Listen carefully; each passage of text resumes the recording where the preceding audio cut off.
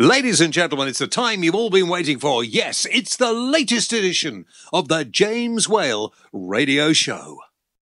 James Whale, the voice of reason on the James Whale Radio Show.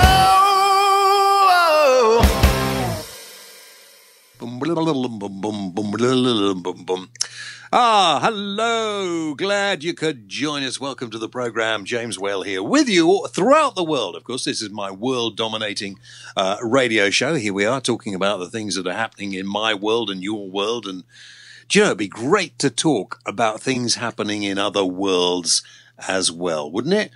That's what we ought to do. Rob, our producer, our long-suffering producer, who's here. I am here, yes. Yep. Oh, yeah. Yep. Yeah, good. Where are you? I'm over here. Yeah. Do you remember I wanted you to get that American chap on the program? Did you have any luck? No.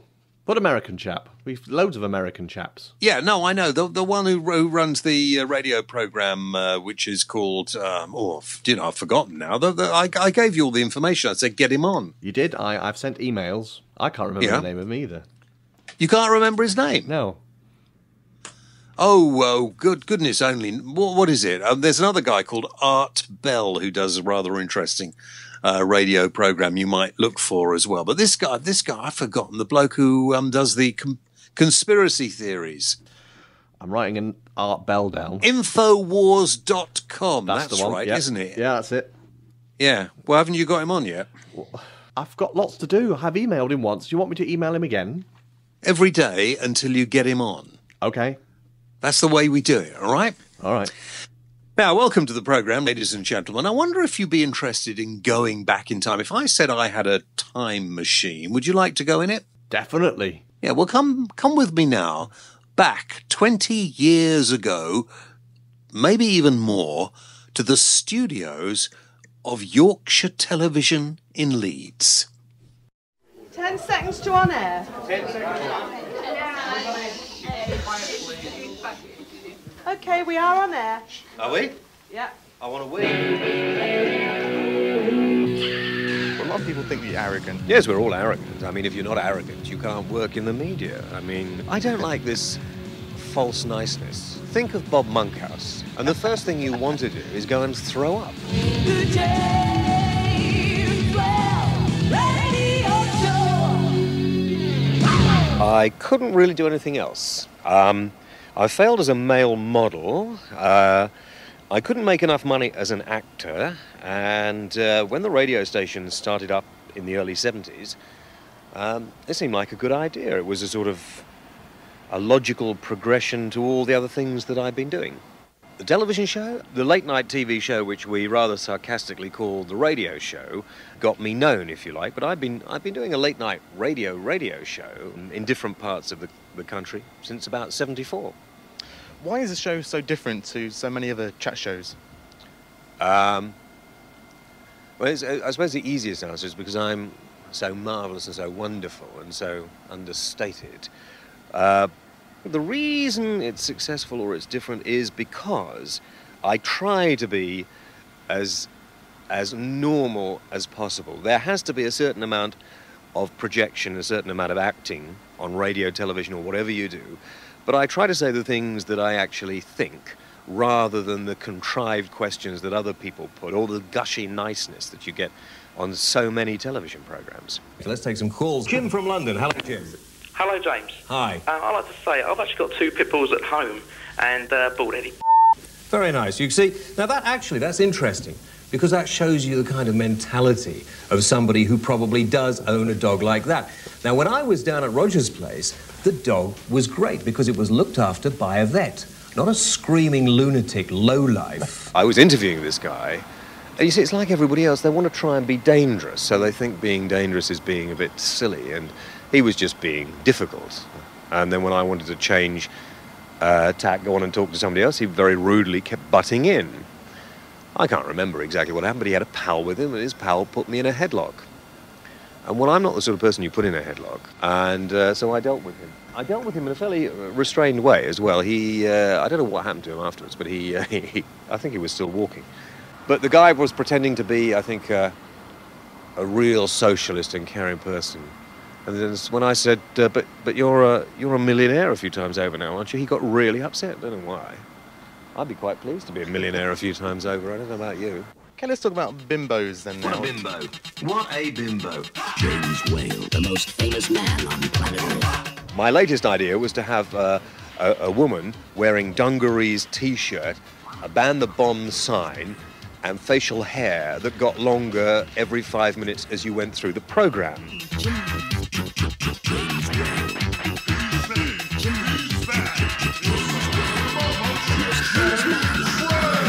Bimbo was taking the piss out of programmes. I go back to, I don't wish to single out Bob Monkhouse, but that kind of show where he has girls who don't do anything. It's embarrassing.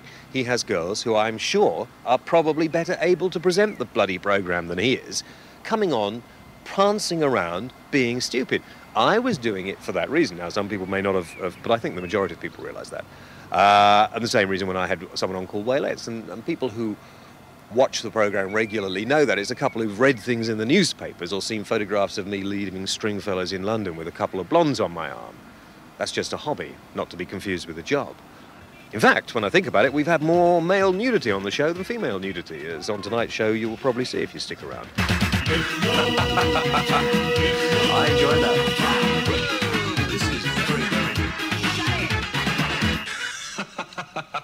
Bimbo. Is that Stewie again? Who? Stewie from Family Guy. You stupid slob. That's me. I mean, it's obvious it's me. It's me being interviewed 20-odd years ago during the TV show. I've got one question then. What? Did you actually get to go to the toilet? Yeah, why? Oh, you sound like you were struggling at the beginning. Now, you see, I don't know, but I think the tape is running a little bit too fast. It makes me sound a little bit more high-pitched and slightly, well, I hate to say this, but slightly public schoolboyish. I'm rather glad that you said it and not me. Yeah, because if you'd said it, I'd have given you a slap.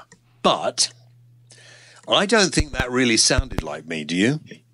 In a way. No, it didn't. No, you're right. No, it didn't. Yeah, actually, I think we could probably we've got on our website, jameswhaleradio.co.uk, we've got some of my old TV shows up there, haven't we? We've got quite a lot. We've got the Wayne Hussey. I'm glad you mentioned that, because Wayne Hussey, I had to throw him off the programme once, and it became a bit of an internet hit, didn't it? Yeah.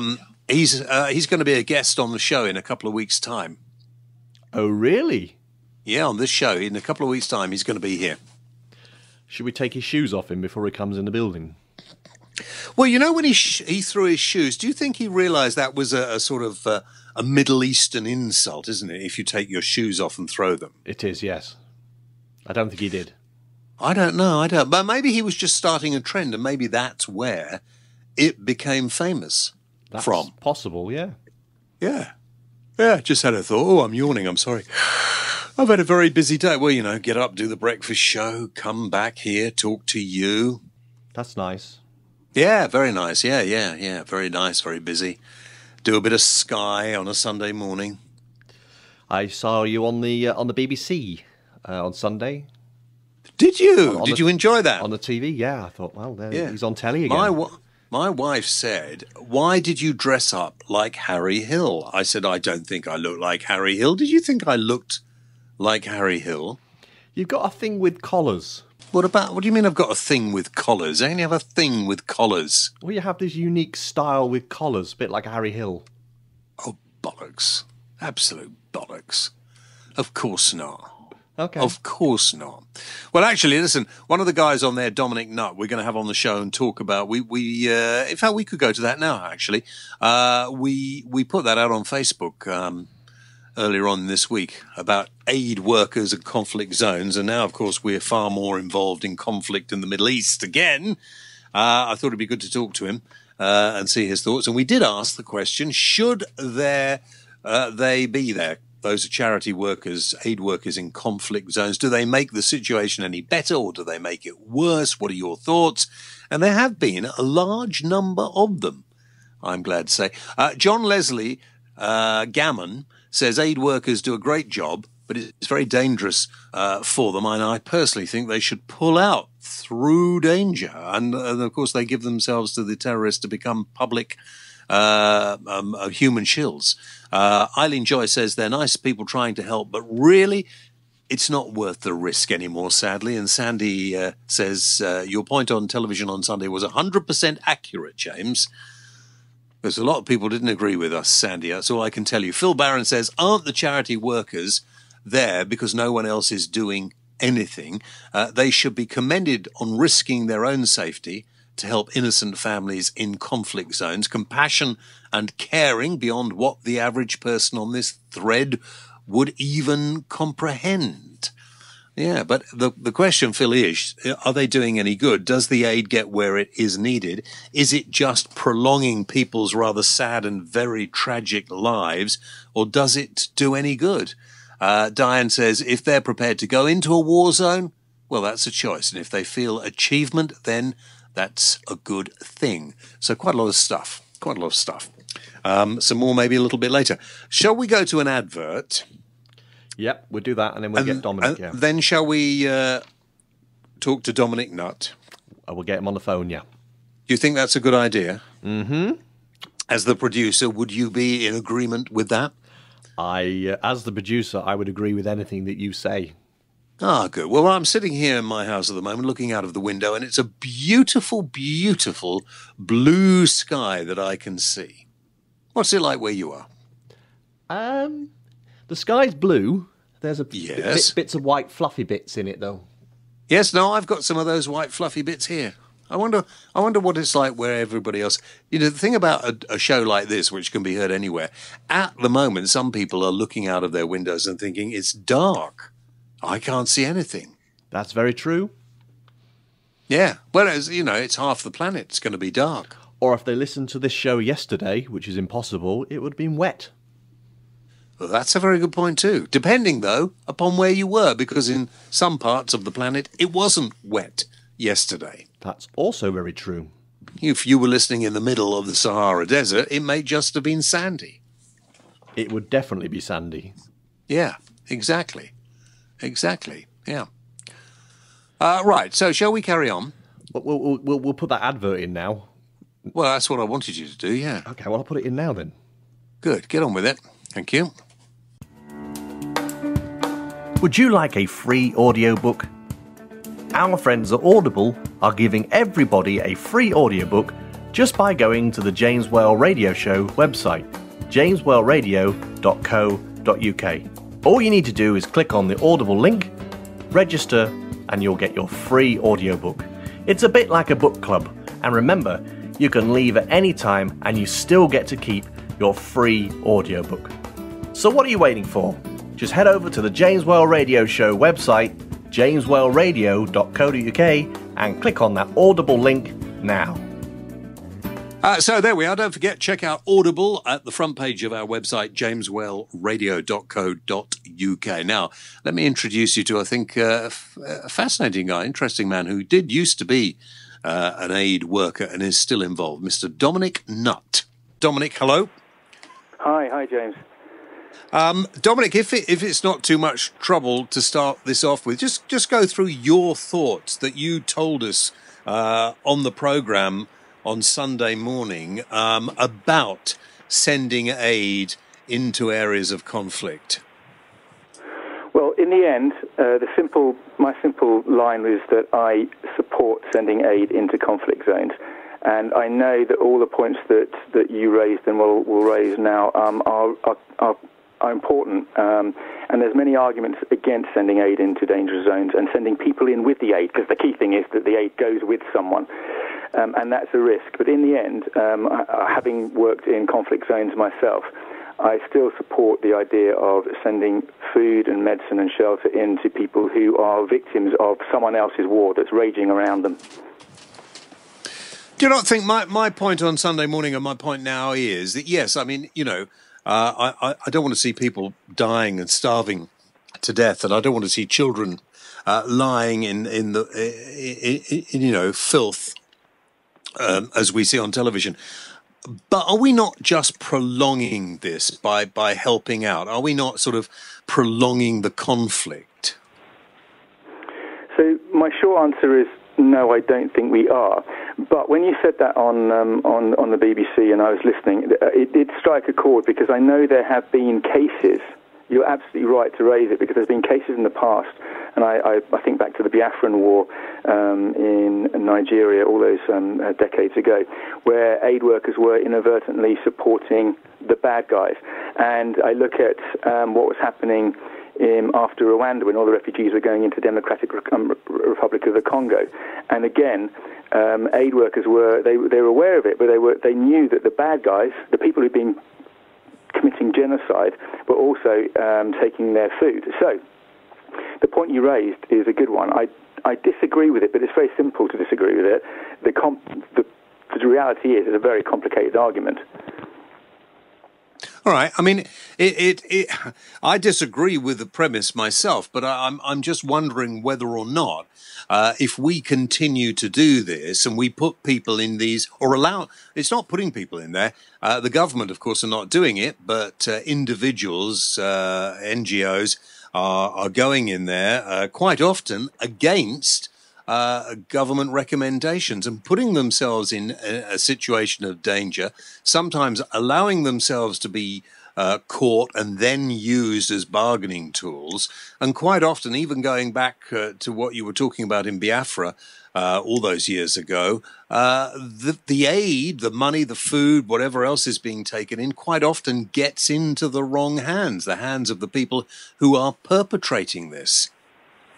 So you're absolutely right. It has happened, and whenever we went into conflict zones, and I've worked in Afghanistan before 9/11, so when the Taliban were holding sway and they were fighting the Northern Alliance. I worked in Iraq during the war, and in Lebanon when there was a war with Israel, and I've been in Gaza many times and bombed. I've been actually held up at gunpoint many times. It is dangerous. First of all, I guess one of the problems, and this doesn't disagree with your argument, but one of the problems is the government can't stop aid workers. It can't stop anyone. I mean, if I get up and decide to get on a plane, I can go where I like, if I want to. So the government may recommend against individuals going, but it won't stop aid agencies. The danger then is, I think, what you're saying is, what if someone like me gets caught by Islamic State, let's use the current example, and then I become a political pawn, I get used in the political game, and what if aid is coming in and is causing a bigger problem than it's solving? But the answer is, I guess, that most aid agencies, most reputable aid agencies, don't get their people caught. They know how to play the game safely. It tends to be the smaller aid agencies more often than not always, that gets their people caught because they're not fully trained and they're not aware of the situation. So that's the first thing. And the second thing I'd say is, in 99% of cases, you shouldn't really be sending in foreigners, outsiders. You should be using people locally on the ground who aren't so much of a target, because the Islamic State doesn't want to take another Muslim and hold them hostage. When Alan Henning got taken, all his colleagues, his Muslim colleagues, were let go. Now, we can talk about how bad Islamic State is, and I want to use very rich language about the people who will do that to anyone. But the reality is, Alan Henning was a higher risk, not his local colleagues. So that's the way you tend to avoid it. You don't send in foreign aid workers. That's where I would agree with you, as far as you possibly can. What is the answer to this, Dominic? We're still fighting wars about things that we fought wars in thousands of years ago: ethnicity, religion, various other.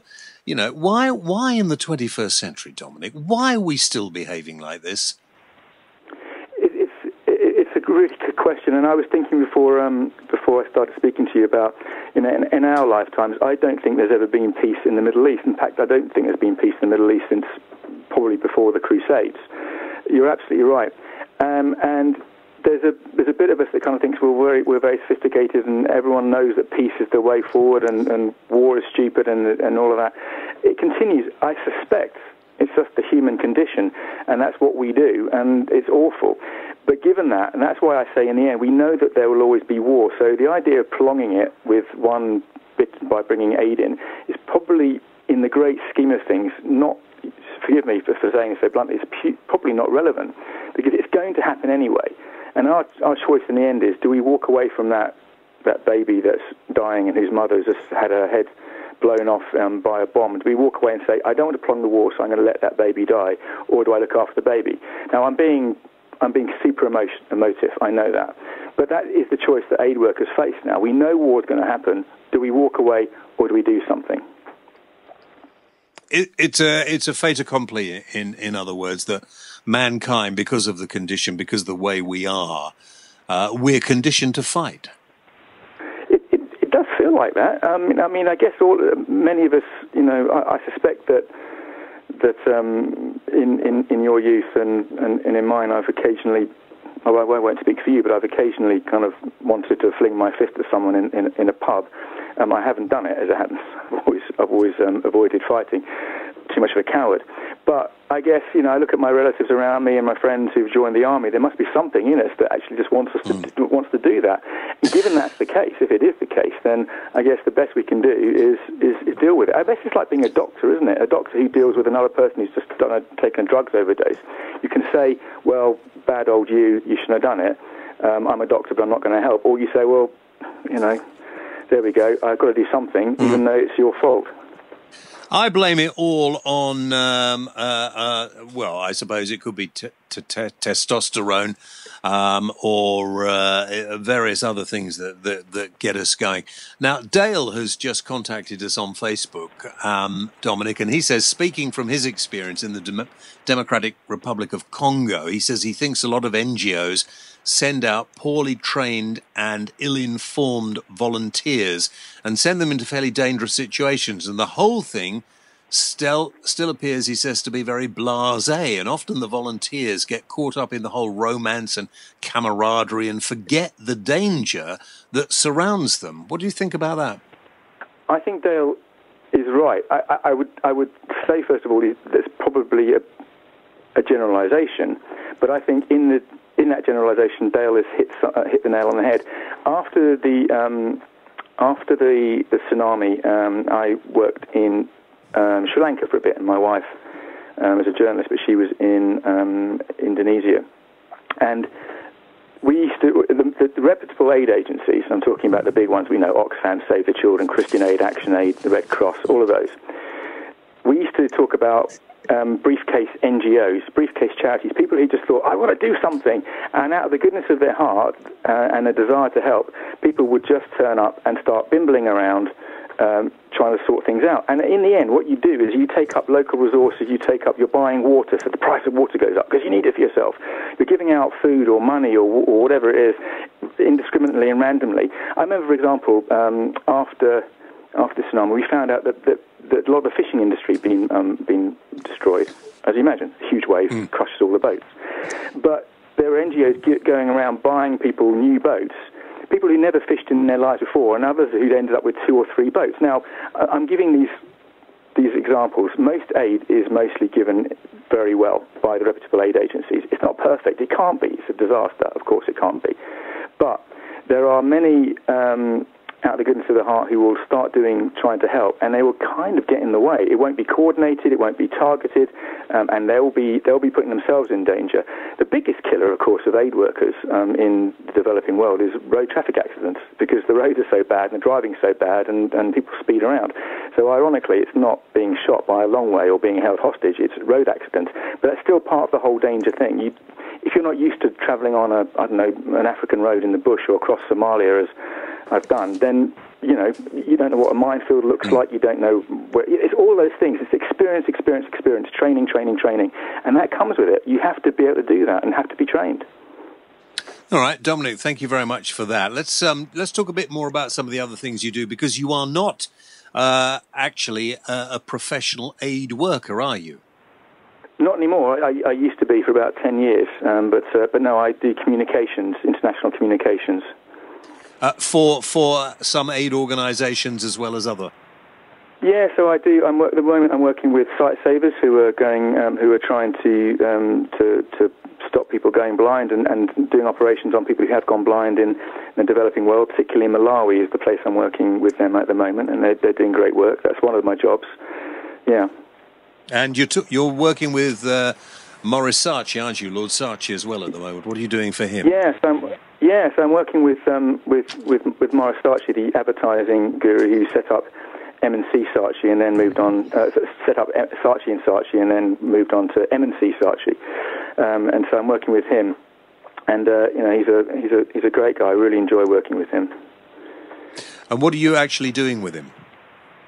So Lord Saatchi is trying to pass a bill in Parliament to give doctors greater legal protection when they try new things. They try new medicine out on patients, particularly who have tried all the other options and are dying. So terminal patients, and he's focusing on cancer, but it applies to anyone who's in dire straits health-wise.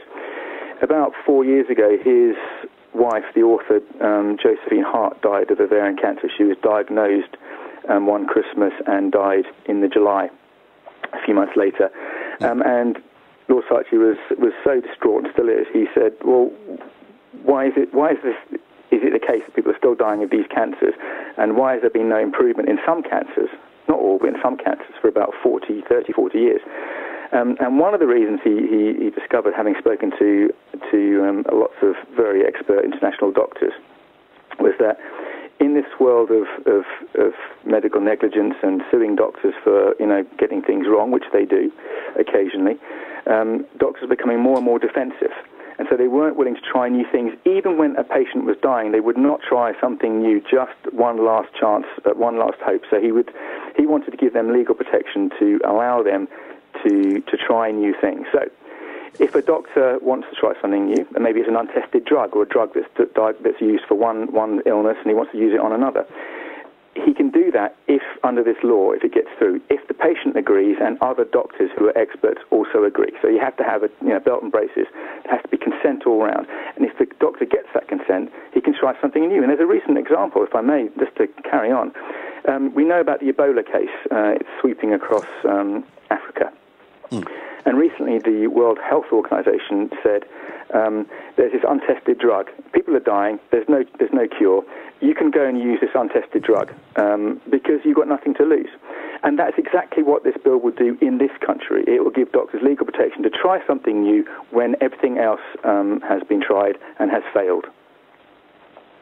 Well, that sounds a brilliant idea, Dominic, and I, having been diagnosed with cancer myself, and I think you have as well, I'm absolutely amazed that now we are in such a situation where a doctor is concerned, that a doctor who may think, listen, I have an idea, I think we could probably help you by doing such and such, but won't do it because of the leak. And you can't blame the doctors, for goodness sake, you can't blame the doctors, but the situation we've got ourselves into now is that people are reticent in trying new medicines, new therapies, all kinds of new things, just in case the outcome is not as positive as people hoped. That's absolutely right. So you think that a doctor would want to try to help, and some doctors do. Some doctors will, as they say, push the envelope, if I can use that phrase. But others are nervous, and so this bill simply clarifies the law. It says if you want to try something new, here's how you do it. You have to go through several steps, several hurdles. It's not going to be, you can't just simply go around, you know what I fancy trying today on your verruca is some dandelion juice.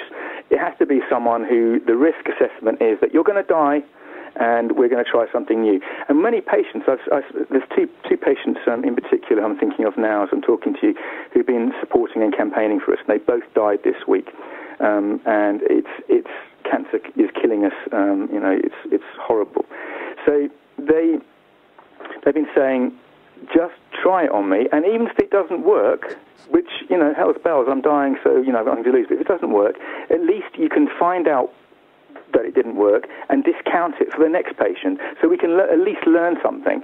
The worst case scenario is that someone is dying of a cancer, and they use the treatments that they know are going to fail, and as Einstein said, it's the endless repetition of a failed experiment, hoping for different results, knowing you're not going to get different results. And that's the definition of insanity, to try the same thing again and again, knowing that it won't work.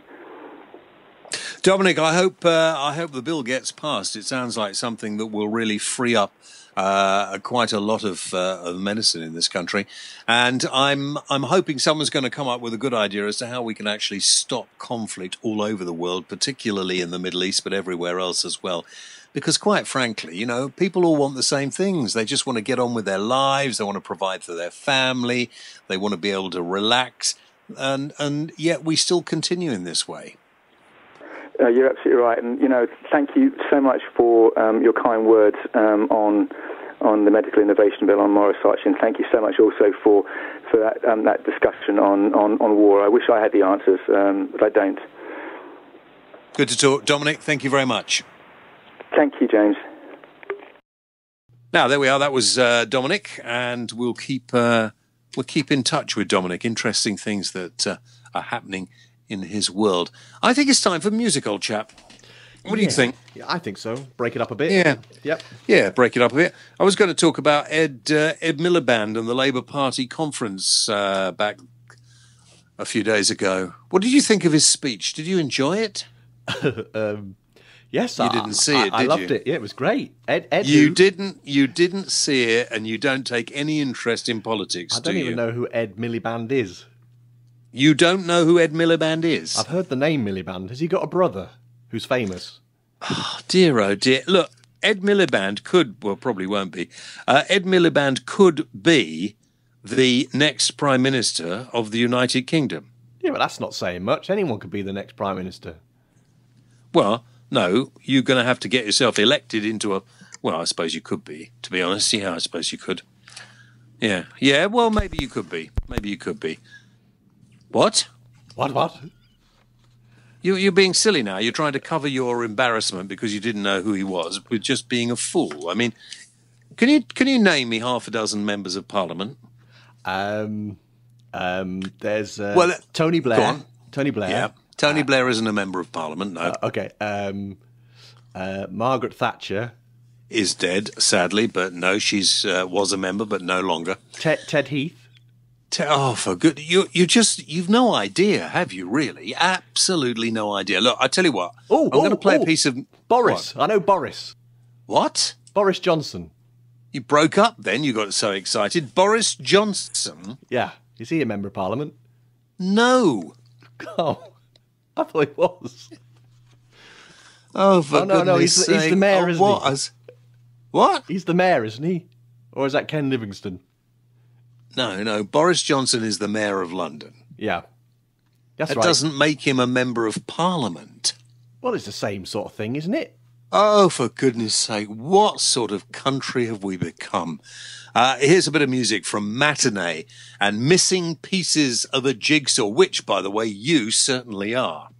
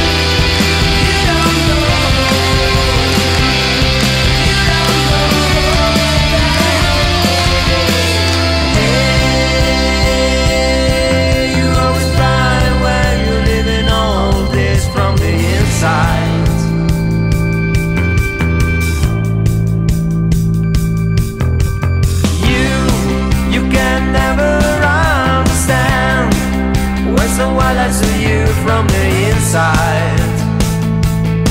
But now we're just good friends.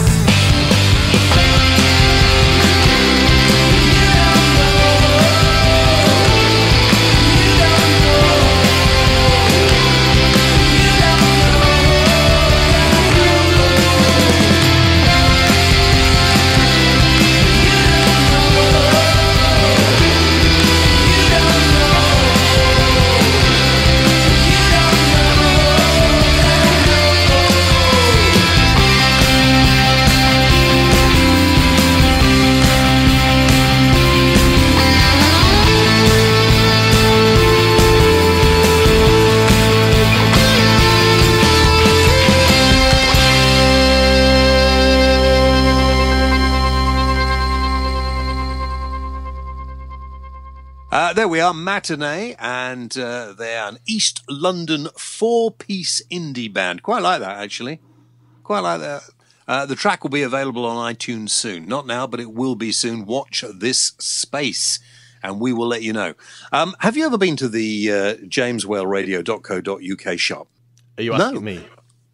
I beg your pardon? Are you asking me? me? No, I'm not asking you. I'm doing a commercial, you daft devil. Sorry. I'll stay stum. Yeah, I would if I were you. Have you ever been to the jameswhaleradio.co.uk shop? No? Well, you really ought to. And you can find such fascinating things as baseball caps, T-shirts, copies of my book, and various other things, I'm sure, on sale there for your perusal. And remember, Christmas is not that far away.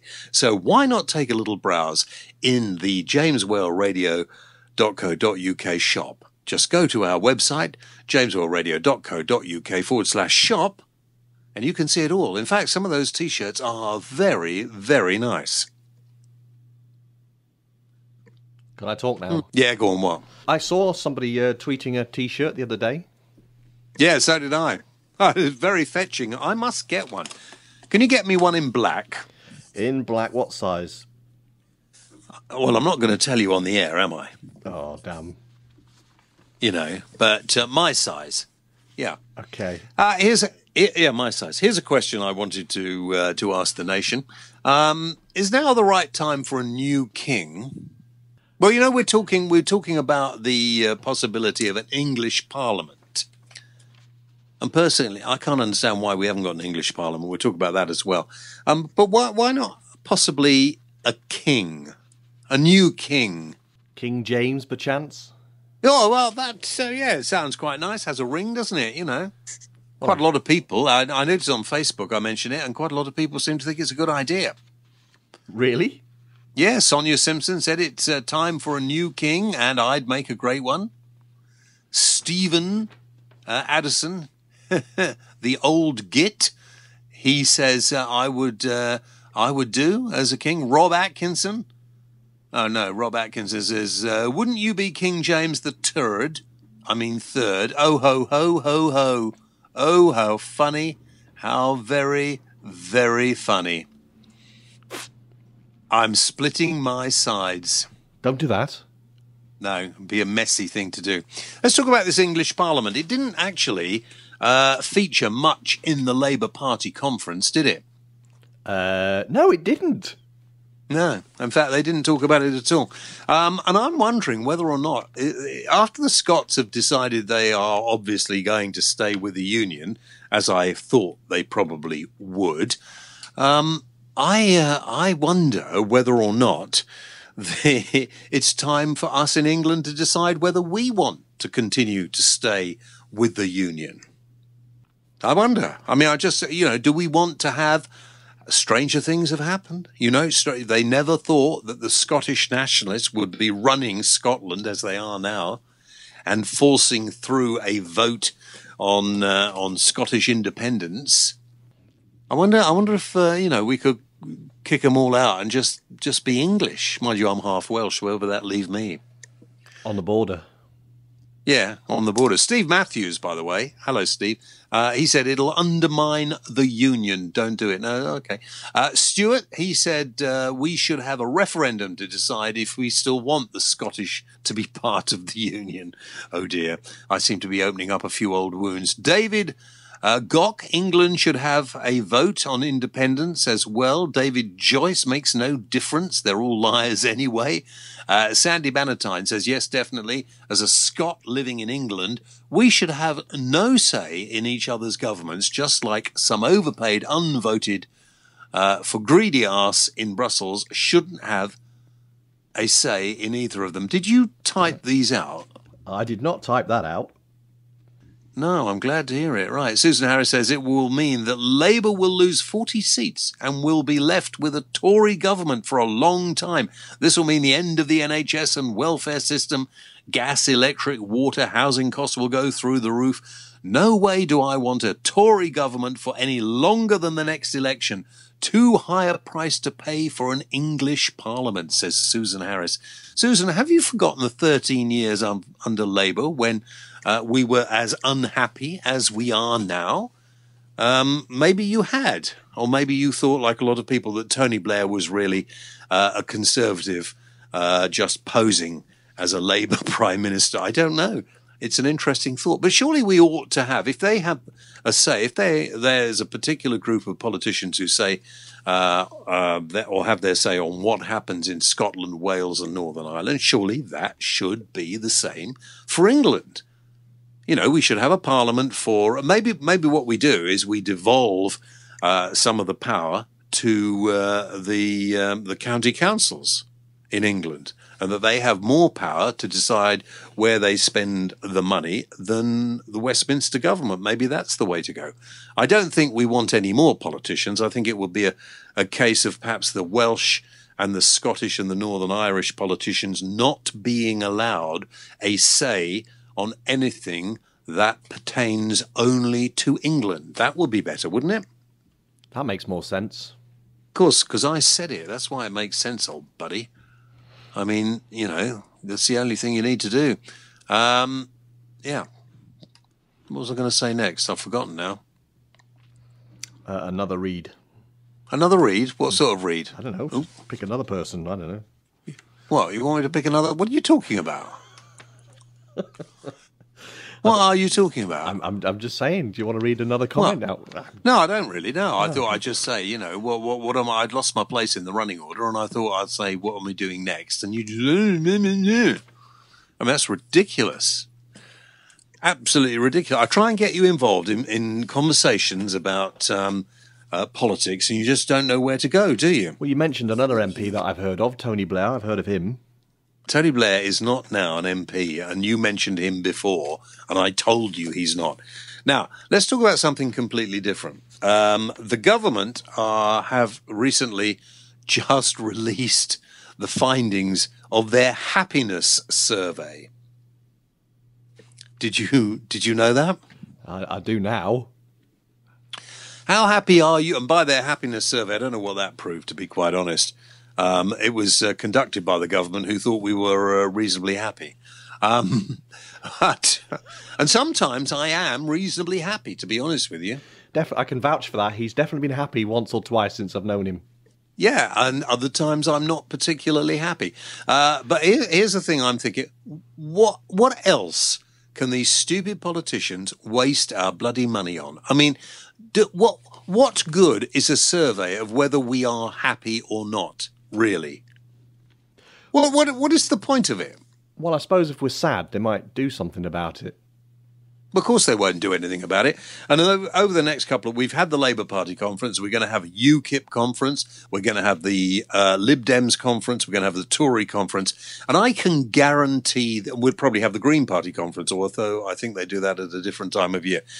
We will probably be promised anything at all by these people. They don't even seem to me to have to actually find facts to put in what they say. You know, if I talk on the radio or the television, I'm supposed to be talking about, you know, something that is factually correct. Maybe there have been some times when that isn't the case. I don't know. But politicians, you would expect when they're saying, vote us in and we'll give you this and we'll give you that and we'll give you the other. Well, we should expect to get that. But that doesn't happen, does it? Is it because they're always arguing all the time? Well, there's a possibility, but I think it's more they say things and they haven't given it the first thought on how they would achieve it if they were in a position to do so. Which is why we're broke at the moment, which is a bit of a shame, really. I'm not very happy now. About it. You're making a lot of noise over me today on this show. Sorry. I'm just saying I'm not very happy. Well, I don't care whether you're happy or not. Just stop rustling your papers. The other thing is, how many people actually take any notice of government health warnings? You know, when we're told, don't eat sugar. Do you go out there and make sure you don't eat sugar? Are you including me again? Yes, I do. Yeah. I eat as much sugar as I can. It's good. Makes me happy. No, you're not supposed to. Do you eat 7 or as they wanted, I think at one time, 12 portions of fruit and vegetables a day or not? I have vegetable extract in my cans of Coke. That doesn't count. See, I just wondered if there was anybody out there who ever takes any notice of these government health warnings. It's just a thought while I go and have another pint. And with that, I think I'll leave you until the next time. You didn't mention our award. I knew you'd say that. I knew you would want to drop that in. Shall I tell you the reason why I didn't mention it? Is it because you didn't get invited to go and pick it up? Yeah, because I wasn't even told we were up for it until you said, oh, by the way, we won an award. So, where was my invitation? You were on holiday. That's got nothing to do with it. I could easily have popped over. You were stuck up in an attic somewhere last time I spoke to you. I have no idea where you are. You contact me. You went undercover.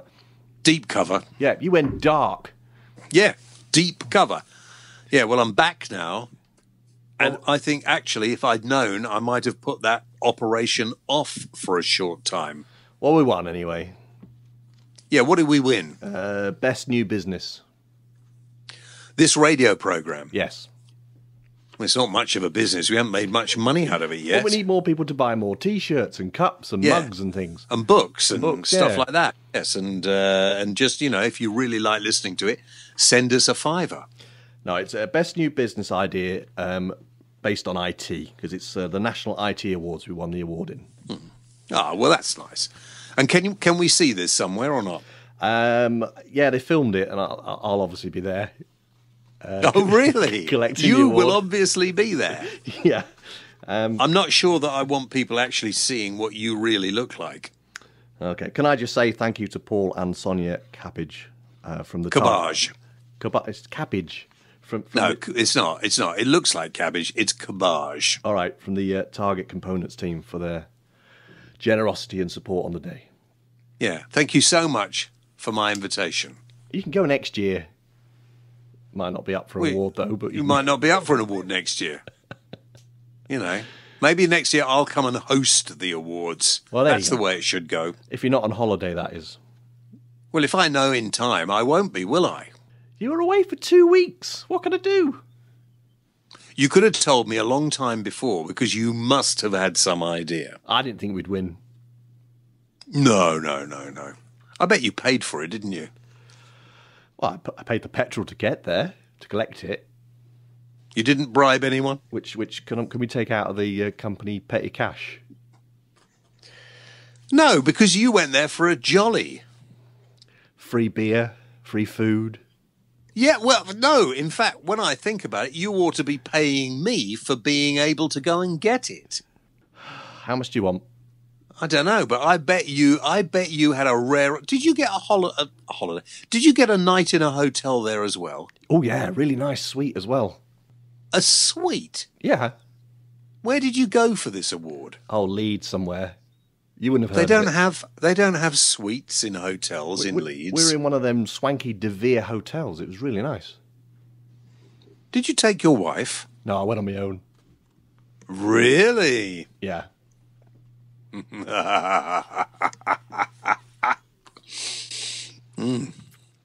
No paparazzi then? There was a guy with a camera and a video camera. Really? Yeah. Oh, well, we'll look forward to seeing some of the results on our website. I'll when we get them, I'll send them to you, and you can post them up on Facebook. Really? Okay. Now, I'll get some of my old awards out. I've not won any for a while. And what was my last award? I can't remember. Well, this must be my last award, mustn't it? It is, but didn't you win a Sony award once? Twice? Yeah, well, a few times, but that was, a few years ago. What was that? Hang on. I won an 18-plus award once, too. And Surrey, Junior Archery Champion, 1965. You didn't mention that, did you? Tell me about this 18-plus award. That sounds like something in one of them dodgy shops. Yeah, for adult entertainment television. Yeah. Here we are, 2013, last year. Was that last year? You won an 18-plus award last year? No. This is my last award, and a rather nice one. I was presented with this at the House of Commons by Theresa May, and it was the Asian Voice Political and Public Life Awards for Broadcaster of the Year. You're just showing off now, aren't you? Yeah, no, I know. And there it is. It's quite heavy, look. Quite nice. I won first prize at the Forest Row Model Club several times in a row. Really? Yeah. For being a model? No, the Model Club, as in building Airfix models. Really? I've also got a certificate for swimming one width of the local swimming pool without armbands. Without what? Without armbands. Oh, right. Very good. I've got a cycling proficiency badge. Oh, I've got one of them. Don't you just get one but for turning up? You haven't got Political and Public Life Awards Broadcaster of the Year 2013, have you? No, but it's handy to have that swimming one, because if I ever fell in the sea... It's strange. I got this award, and then LBC, who I used to work for, decided they didn't want to offer me another contract. There's a message there somewhere. Yeah, the message is don't win awards. That's why you didn't go to this one, I reckon. Yeah, well, no, you're the one who got the award, aren't you? Yes, I'm the one that got the award, yeah.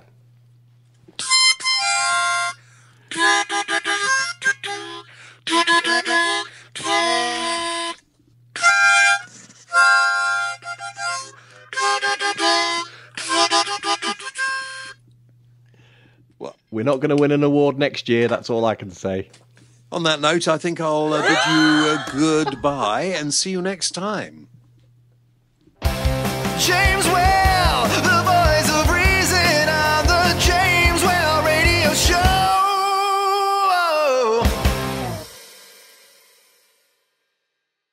You're listening to the James Well Radio Show. For more information, visit www.jameswellradio.co.uk. Why not check us out on Facebook.com/James Well Radio Show, or follow James on Twitter @the James Whale. James Whale, the voice of reason.